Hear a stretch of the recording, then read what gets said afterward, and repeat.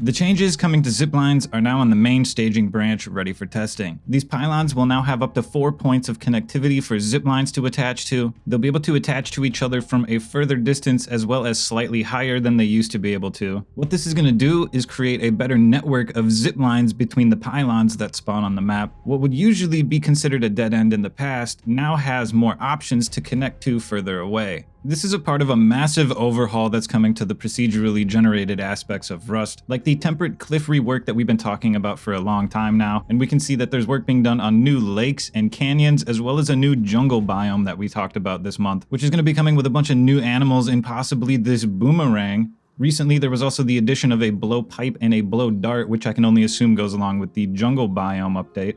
Do keep in mind that the changes to the procedural generation will most likely be slow rolled out over time in separate pieces, as we're seeing with the zipline, and the new biome as well as everything associated with it probably won't be coming out until sometime next year. Now onto the rest of the changes from this past week. There's been some smoothing done to the train tracks so that when you drive over them like this with a bike, it doesn't send you straight up into the air. This makes it more viable to bring bikes and bicycles down into the underground tunnels to make your tunnel runs a lot quicker. There's a feature in Rust that once you've placed a code down for the first time and entered in a code, it will remember that for all future locks. However, if you leave and rejoin a server or switch servers, it forgets that code. There's been a change to this so that now when you switch or if you leave and rejoin servers, it will remember your code no matter what. A fix to the collision boxes on the guardrails at monuments like Dome, Junkyard, and Launch Site have been fixed so that they no longer block bullets where you should otherwise be able to shoot. Although there's still a few spots like this that are difficult to find where the bullets are still being blocked by the colliders. In addition to this, ladders that you find in monuments like the abandoned cabins were using the wrong collider and are now using the correct one, which feels more like a regular player place ladder.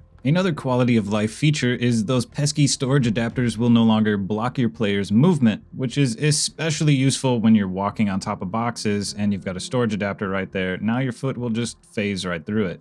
If you have a keen eye, you might have noticed recently while farming that the numbers in the bottom right hand corner of your screen have been a little wonky on the sizing, and this has now been fixed. A new world model for the Note has been created, and it's not on staging yet, but everybody loves world models. We all want more world models, please. The lift part of the elevator has been separated from the framing that surrounds it, and a bunch of stuff has been done to hopefully prevent players and horses and vehicles from falling through the lift, and this has also been applied to all elevators inside monuments as well. Every NPC vendor in Rust starts with an item stock of 10, and it looks like that's going to be getting up to 20. We've also got some more information about the new SB tool cupboard skin that's going to be coming soon. Rust has partnered up with Shockbyte, which is a server hosting service. It looks like there will be a button on the server select screen to learn more about Shockbyte, and what that means is this will probably be a skin that's obtained once you've purchased and hosted a server through Shockbyte. Also, last week we talked about changes to the hurt overlay, which were done through the console, and it looks like there's going to be some new buttons in the image effects to toggle these on and off. And in case you're curious, here are the 3 options for the console commands on screen.